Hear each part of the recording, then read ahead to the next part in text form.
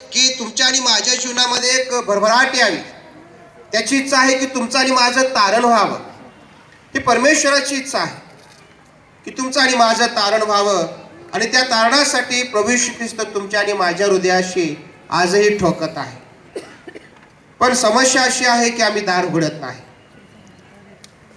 आमच्या अंतःकरणामध्ये, आमच्या जीवनामध्ये इतर गोष्टींना आम्ही इतकं काही वाव दिलेला आहे, स्थान दिलेलं आहे की ज्यामुळं ख्रिस्ताचं आमच्या जीवनामध्ये येणं दूर दूरपर्यंत हे शक्य राहिलेलं नाही.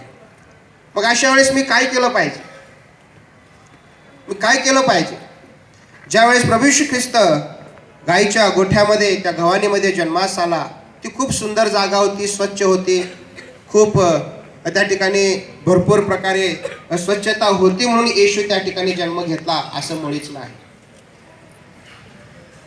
प्रियानो, आज तुम्ही जसे आहात, कसे आहोत आम्ही, कोणी असू दे, प्रभू येशू ख्रिस्त सर्वांना या ठिकाणी आमंत्रित करत आहे. माझ्यासाठी दार उघडा, मला तुमच्या अंतःकरणामध्ये यायचं आहे. आणि ज्यावेळेस मी तुमच्या जीवनामध्ये येईल त्यावेळेस तुमचं तारण हे निश्चित आहे. तारण म्हणजे काय? आम्हाला सुटका पाहिजे. तारण म्हणजे काय? आम्हाला मुक्तता पाहिजे. तारण म्हणजे काय? आम्हाला सोडायच्या आहेत काही गोष्टी, आम्ही सोडल्या पाहिजेत. तारण म्हणजे काय? तारण म्हणजे ही गोष्ट की आमच्या परमेश्वराला, आमच्या निर्मात्याला जसं वाटतं की आम्ही जगावं तसं जगणं म्हणजे तारण आहे.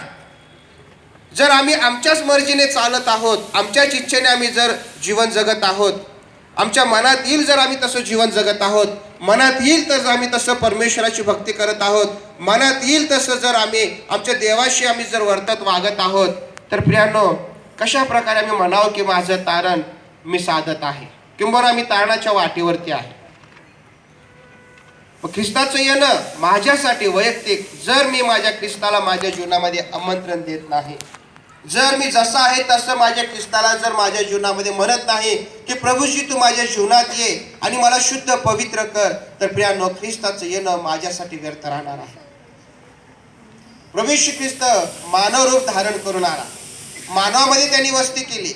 ते अशासाठी देवाचा पुत्र, देवाचा एकुलता एक पुत्र मानव म्हणून भूतलावरती आला. का? तर आम्ही जे मानव आहोत, आम्ही एक दिवशी देवाचे पुत्र व्हावे. आमेन. आम्ही मानव राहावं, फक्त मनुष्यच राहावं, पापी मनुष्यच राहावं, ही परमेश्वराची इच्छा नाही. म्हणून येशूने भूतलावरती यावं लागलं. त्याची इच्छा आहे की ज्या निर्मात्याने आम्हाला घडवलं, बनवलं, पवित्र असं निर्माण केलेलं आहे, कोणतंही पाप ज्यावेळेस आमच्या जीवनामध्ये नव्हतं, अशा प्रकारे आमची जडणघडण ख्रिस्ताच्या येण्याने व्हावी म्हणून ख्रिस्त या भूतलावरती आला. जर आज ख्रिस्ताच्या येण्याने अजूनही जर आम्ही ख्रिस्ताची देवाची मुलं आणि मुली बनत नाही, अजूनही जर आमच्या जीवनामध्ये तो स्वभाव जर उतरत नाही, अजूनही आमच्या जीवनामध्ये जर ख्रिस्ताचं तारण आलेलं नाही, तर प्रियांनो, आज आम्हाला विचार करण्याची गरज आहे. तारणाची वाटचाल ही देवाला भिवून आहे. तारणाची वाटचाल ही परमेश्वराला सामोरे ठेवून आहे. तारणाची वाटचाल ही परमेश्वरा व्यतिरिक्त नाही.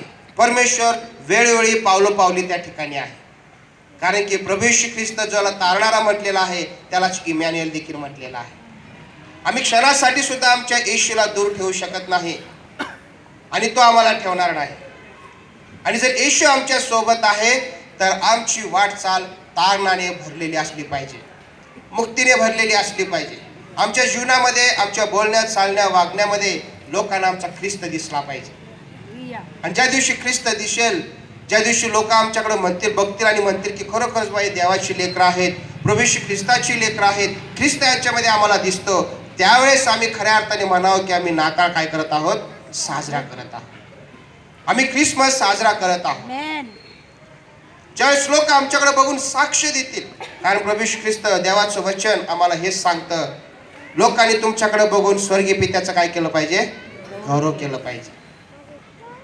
जसं ख्रिस्ताकडे बघून स्वर्गीय पित्याचं गौरव होत होतं, तसंच तुमच्याकडे आणि माझ्याकडे बघून लोकांनी स्वर्गीय पित्याचं गौरव केलं पाहिजे. प्रियांनो, ज्या दिवशी ख्रिस्ताचा जन्म झालेला आहे त्या कालावधीमध्ये अनेक लोक त्या ठिकाणी खूप व्यस्त होते की मला धावपळ त्यांची झालेली आहे. मेंढपाळ आहे, मागी आहे, त्या ठिकाणी हेरोद राजा आहे, हे सर्व लोक अगदी धावपळ करत आहेत.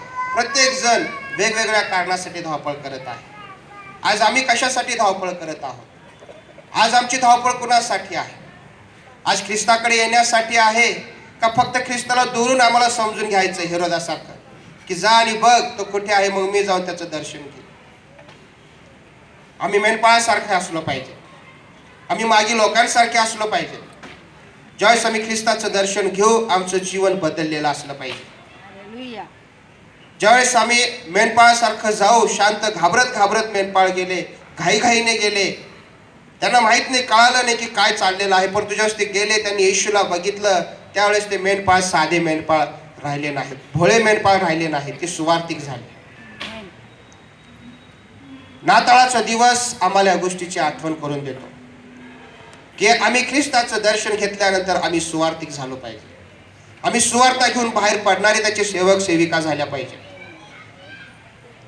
मागी लोक, सगळ्यात हुशार लोक त्यांच्याकडे जायचे ज्ञान घेण्यासाठी, परंतु प्रियानो, ज्यावेळेस त्यांनी तारा पाहिला, त्यांनी घर सोडलं. कितीतरी दिवस त्यांनी पायी वाटचाल केली, उंटावरती बसून वाटचाल केली, आणि शेवटी ते येशू जवळ आले. येशूचं दर्शन घेतल्यानंतर त्यांचा मार्ग बदलला. येशूकडे जात असताना त्यांनी एक दुसरा मार्ग त्या ठिकाणी सुनिश्चित केलेला होता की आपण परत ह्या मार्गाने जाऊ, हेरोदाला भेटू, मग आपल्या घरी जाऊ. परंतु येशूला भेटल्यानंतर मात्र त्यांचा मार्ग काय झालेला आहे? बदललेला आहे. नाताळाच्या दिवसामध्ये तुमचा आणि माझा मार्ग बदलला पाहिजे. पहिली गोष्ट, आम्ही सुवार्तिक झालो पाहिजे, आमचा मार्ग बदलला पाहिजे. आणि मार्ग तेव्हाच बदलतो ज्यावेळेस आमचं काय होतं? तारण होतं. ज्यावेळेस आमचा उद्धार होतो, ज्यावेळेस आमच्या जीवनामध्ये येशू येतो, ज्यावेळेस आमच्या जीवनाचा चालक मालक प्रभू येशू ख्रिस्त होतो. आणि मग त्यावेळेस आम्ही प्रत्येक गोष्ट येशूला विचारून येशूच्या मर्जीने करतो. आज माझी खात्री आहे की जो 2 संदेश आमच्या समोर आलेले आहेत, पास्टर ऑगस्टिन सराने सुंदर असा बोध दिलेला आहे, आणि मी छोटंसं एक विचार तुमच्या समोर मी ठेवलेला आहे. प्रभू येशू ख्रिस्त मानव रूप धारण करून आला, आम्हा मानवामध्ये त्यांनी वस्ती केली, ते एवढ्यासाठीच की आम्ही त्या देवाची जिवंत काय व्हावीत? जिवंत देवाची लेकरं आम्ही व्हावीत. आम्ही देवाची मुलं व्हावीत, म्हणून देवाचा मुलगा या भूतलावरती आला, हे आम्ही कधीही विसरता कामा नये. आणि जर आम्ही देवाची मुलं आणि मुली होत नाही, तर प्रियानो, आम्हाला आज नाताळ साजरा करत असताना विचार करण्याची खूप नित्यंत गरज आहे. देवबाप तुम्हाला आणि मला विशेष सहाय्य करो, आमच्या संगतीने, आमच्या सोबतीने राहो, आणि हा नाताळ आम्ही साजरा करत असताना खऱ्या अर्थाने देवाची लेकरं होऊन हा नाताळ साजरा करण्यासाठी परमेश्वर आम्हा सर्वांचं सहाय्य करो. आमेन.